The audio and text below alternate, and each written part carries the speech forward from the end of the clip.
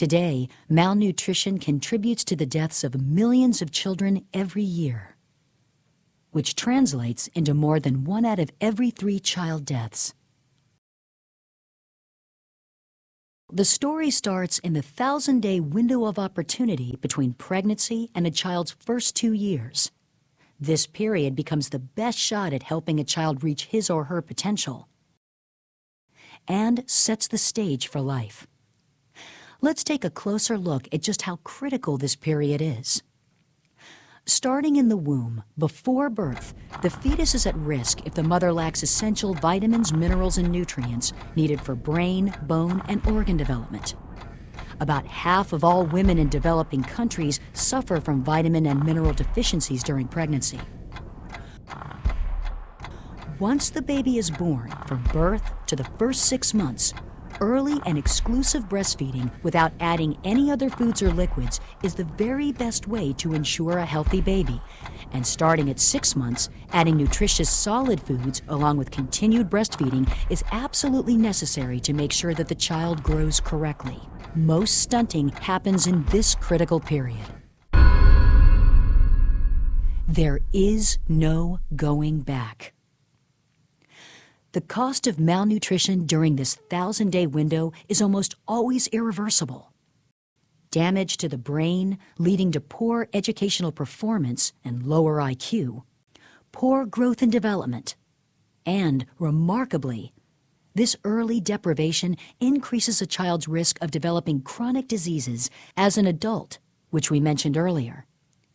Chronic diseases like diabetes, high blood pressure, and heart disease, all debilitating and potentially life-threatening, requiring hospitalizations, continued attention, and care later in life.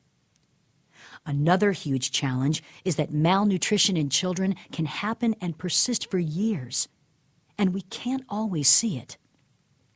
These 3 little girls, Roshani, Raman, and Sonam, are all from the same remote village in South Asia. All 3 girls are the same age, but they show very different levels of development.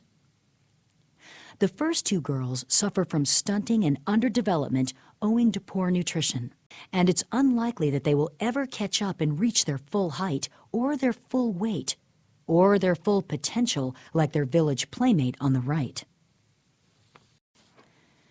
The invisible nature of chronic malnutrition also sets up a pattern that we see happening generation after generation. This intergenerational cycle of growth failure starts with a malnourished woman.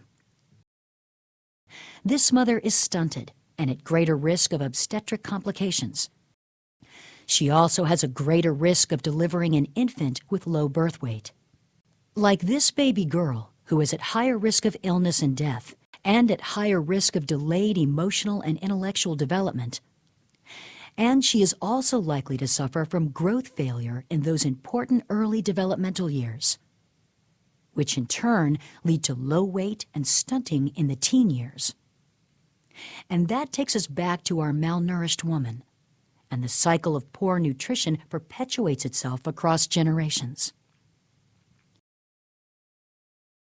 Adolescent pregnancy also heightens the risk of low birth weight and adds to the difficulty in breaking the cycle.